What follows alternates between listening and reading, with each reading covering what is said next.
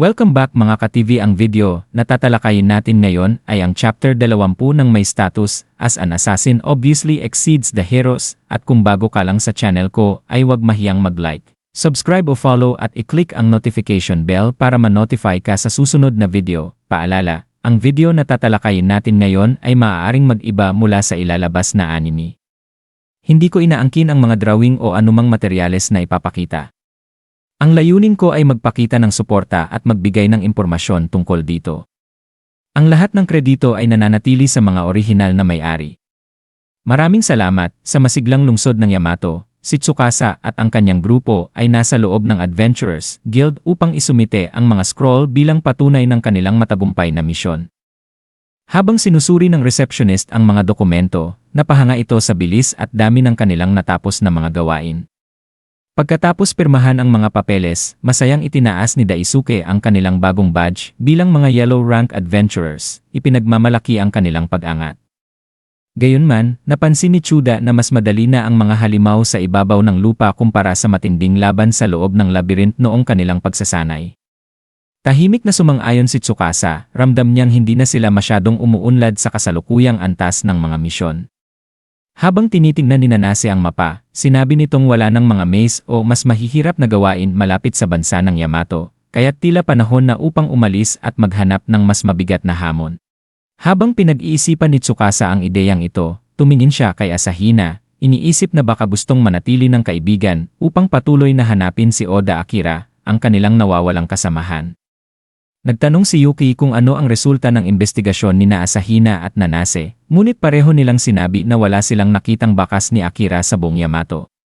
Wala ni isang residente ang nakakita sa taong tugma sa kanyang paglalarawan. Inasahan ni Tsukasa na gusto ni Asahina na manatili, ngunit laking gulat niya nang sabihin ni Asahina na panahon na rin para silang lahat ay umalis. Ipinaliwanag niya na dati ay umaasa siyang darating si Akira sa Yamato, ngunit ngayon ay tiyak na niyang si Akira ay hindi sumusunod sa kanilang mga yapak, bagkus siya ay nauuna at gumagawa ng sarili niyang daan.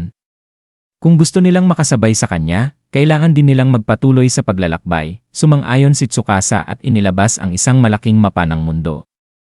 Ipinakita niya ang kontinent ng Kantinen, kung saan nakatira ang lahing tao, at ipinaliwanag na nagmula sila sa royal capital ng Ritais bago makarating sa Yamato. Hindi raw maganda na manatili pa roon ng matagal dahil maaaring nagpadala na ng mga tagahabol ang hari ng Ritais upang hulihin sila. Sa kabutihang palad, may daungan ang Yamato, kaya't nagpasya silang sumakay ng barko at tumawid papunta sa ibang kontinente. Tuwang-tuwa si Shiori sa ideya ng paglalakbay sa dagat, habang si Waki naman ay nagreklamo dahil mamimiss daw niya ang masasarap na pagkaing hapon na mayroon sa Yamato. Nagbiro si Nanase kay Chuda, sinasabing siya pa rin dapat ang bahalang magluto para sa grupo. Pumayag naman si Chuda, ngunit sinabi niyang mahirap gumawa ng pagkaing hapon kung walang tamang sangkap. Agad namang nagmungkahi si Waki na mag-imbak sila ng mga sangkap habang nasa Yamato pa at sila na ang magdadala ng sobrang kargada. Sa huli, napangiti si Chuda at pumayag, habang masiglang sinabi ni Nanase na maghahanda sila para sa malaking pamimili bago umalis. Matapos ang magaan na usapan, nagtanong si Shiori kay Tsukasa kung saang kontinente sila tutungo pagkatapos.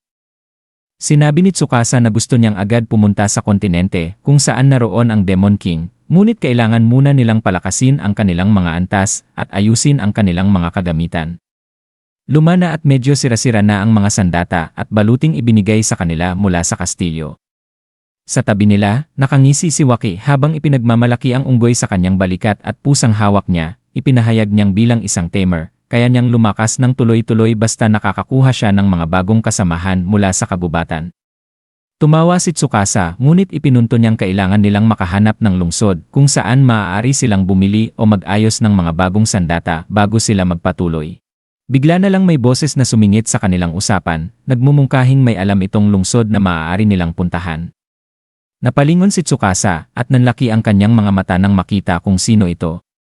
Bago pa man siya makapagsalita, lumipat ang tagpo sa ibang lugar, kung saan isang misteryosong babaeng may itim na hood ang lumitaw. Habang tumatawa ng malakas, sinabi niyang sabik na sabik siyang magwala muli matapos ang mahabang panahon.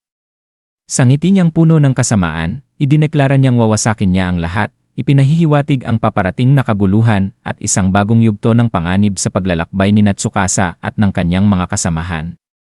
At dito nagtatapos ang kabanata 20 ng Ire status as an assassin obviously exceeds the hero.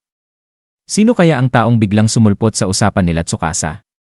At isa kaya ang babaeng lumitaw sa babaeng nakausap ni Kilika noon? Mag-comment na sa baba sa inyong kasagutan at hanggang sa susunod, paalam.